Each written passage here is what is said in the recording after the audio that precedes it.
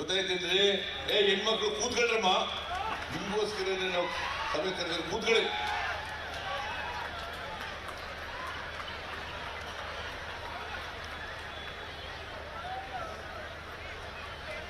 ನಮ್ಮ ಸಮಾಜದ ವ್ಯವಸ್ಥೆ ಇರುವಂತಂದ್ರೆ ಆ ಬಿಂದಿಗೆ ಮೇಲೆ ಕೆಳಗೆ ಮಾಡಿದಾಗ ಈಗ ಹೋಗೋದು ಕಸ ಮತ್ತೆ ಹೋಗ್ಬೋದು.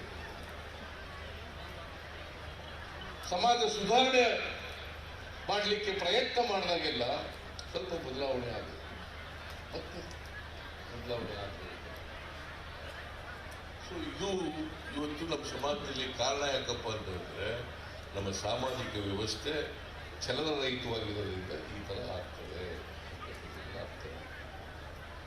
ಅದಕ್ಕೆ ಬಸವಾದಿ ಶರಣರು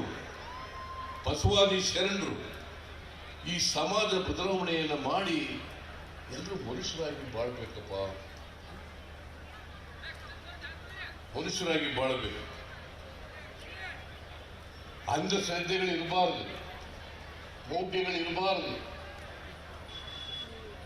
ಕರ್ಮ ಸಿದ್ಧಾಂತವನ್ನ ಸಂಪೂರ್ಣವಾಗಿ ಯಾರು ತಿರಸ್ಕರಿಸಿದ್ರೆ ಅದು ಬಸವಾದಿ ಶರಣರು ಅಂತಕ್ಕಂಥದ್ದು.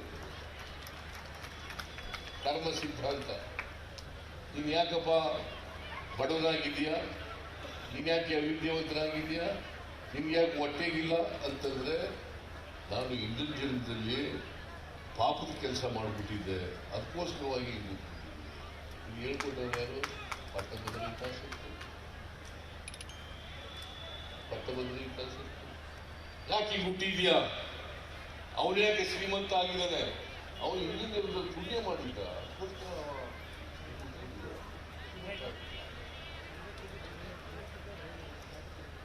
ಆಮೇಲೆ ನೀನ್ ಯಾಕೆ ವಿದ್ಯಾವಂತನಾದೆ, ನಾನು ಹಣೆಯಲ್ಲಿ ಬರೆದು ಬಿಟ್ಟಿತ್ತಪ್ಪ, ಏನ್ ಮಾಡಕ್ಕ ಹಣೆಯಲ್ಲಿ ಬರೆಯಕ್ಕೆ ಬಂದ ನಾನು ದೇವರು.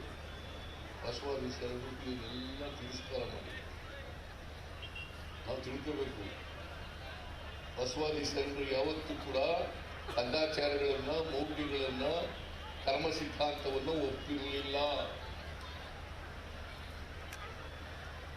ನಾವು ಬಸವಣ್ಣನವರನ್ನ ಪೂಜೆ ಮಾಡ್ತೀವಿ ಅನ್ನೋದಾದ್ರೆ ಮೊದಲು ಬಸವಾದಿ ಶರಣರು ವಚನಗಳನ್ನು ತಿಳ್ಕೊಳ್ತಕ್ಕಂಥ ಪ್ರಯತ್ನವನ್ನು, ಬಸವಾದಿ ಶರಣರ ವಚನಗಳನ್ನ ಪಾಲನೆ ಮಾಡದೆ ಹೋದ್ರೆ ಈ ಸಮಾಜ ಯಾವತ್ತೂ ಕೂಡ ಬದಲಾವಣೆ ಆಗಲಿಕ್ಕೆ ಸಾಧ್ಯ ಇಲ್ಲ. ಎಲ್ಲರೂ ಕೂಡ ಮನುಷ್ಯರಾಗಲಿಕ್ಕೆ ಸಾಧ್ಯ ಇಲ್ಲ.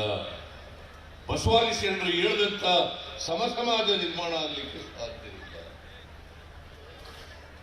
ಅದಕ್ಕೋಸ್ಕರ ಬಸವಣ್ಣವರು ಅನುಭವ ಮಂಟಪವನ್ನು ಮಾಡಿ ತಳ ಸಮುದಾಯದ ಜನರಿಗೆ ಅನುಭವ ಮಂಟಪದಲ್ಲಿ ಭಾಗಿಯಾಗತಕ್ಕಂಥ ಅವಕಾಶವನ್ನು ಕಲ್ಪಿಸಿದರು. ಮೇಲ್ವರ್ಗದವ್ರಿಗೆಲ್ಲ ಬಸವಾದಿ ಶರಣರು ಚಳವಳಿ ಮಾಡಿದ್ರು. ತಳ ಸಮುದಾಯದ ಜನ ಇದ್ದಾರಲ್ಲ, ಆ ಜನರ ಕಲ್ಯಾಣಕ್ಕೋಸ್ಕರವಾಗಿ ಮಾಡ್ತಾರೆ. ಇದನ್ನ ನಾವು ಅರ್ಥ ಮಾಡ್ಕೋಬೇಕಾಗ್ತದೆ. ಹಾಗಾಗಿ ಅದಕ್ಕೋಸ್ಕರ ನಾನು ಬಸವಣ್ಣವ್ರ ಬಗ್ಗೆ ಅಪಾರವಾದಂತ ಗೌರವವನ್ನು ಇಟ್ಕೊಂಡಿದ್ದೇನೆ.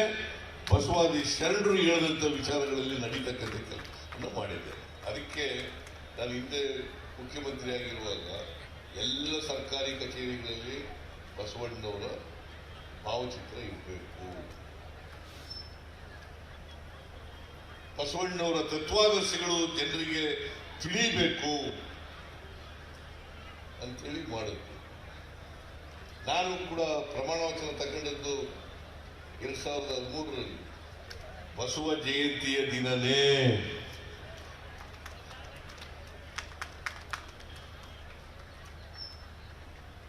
ಆ ಕಾರಣಕ್ಕೋಸ್ಕರ ನನಗೆ ಸ್ವಾಮೀಜಿಯವರೆಲ್ಲ ಬಂದಿದ್ರು, ಇಳಕಲ್ ಸ್ವಾಮೀಜಿಯವರು ಕೂಡ ಬಂದಿದ್ರು. ಬಸವಣ್ಣವರನ್ನ ಸಾಂಸ್ಕೃತಿಕ ನಾಯಕ ಅಂತೇಳಿ ಘೋಷಣೆ ಮಾಡಬೇಕು ಅಂತೇಳಿ. ಇದು ಬಹಳ ಸುಲಭದ ಕೆಲಸ, ಮಾಡೋಣ ಅಂತೇಳಿ ಹೇಳಿದೆ. ಮುಂದಿನ ಕ್ಯಾಬಿನೆಟ್ ನಲ್ಲಿ ತಗೊಂಡು ಇದನ್ನ ಮಾಡ್ತೀವಿ ಅಂತ ಹೇಳಿ ಕೊನೆಗೆ ಬಸವಣ್ಣನವರನ್ನ ಸಾಂಸ್ಕೃತಿಕ ನಾಯಕ ಅಂತ ಮಾಡಿದ್ವಿ. ಇಲ್ಲಿ ಯಾರು ಕೂಡ ಮಾಡಿರಲಿಲ್ಲ. ಬಸವಣ್ಣ ಹೆಸರು ಹೇಳ್ತಾರೆ ಅಷ್ಟೇ, ಬಸವಣ್ಣವ್ರ ವಚನ ಹೇಳ್ತಾರೆ ಅಷ್ಟೇ. ಅದು ಯಾರು ಪ್ರಯತ್ನ ಮಾಡಕ್ ಹೋಗಿಲ್ಲ. ನಮ್ಮ ಸರ್ಕಾರ ಮಾಡಿದೆ. ಅದು ಆಷಾಢಭೂತಿಗೋಸ್ಕರ ಅಥವಾ ಆಷಾಢಭೂತಿತನ ಅಲ್ಲ, ಅಥವಾ ರಾಜಕೀಯಕ್ಕೋಸ್ಕರ ಮಾಡಿರ್ತಕ್ಕಂಥದ್ದು ಅಲ್ಲ. ನಾವು ಬಸವಾದಿ ಶರಣರ ತತ್ವ ಆದರ್ಶಗಳಲ್ಲಿ ನಂಬಿಕೆ ಇಟ್ಕೊಂಡಿರ್ತಕ್ಕಂಥವ್ರು. ಅವು ಜಾರಿಯಾದಾಗ ಮಾತ್ರ ಸಮಾಜದಲ್ಲಿ ಬದಲಾವಣೆಯನ್ನು ಕಂಡು ಸಮಾಜ ನಿರ್ಮಾಣ ಆಗಲಿಕ್ಕೆ ಸಾಧ್ಯ.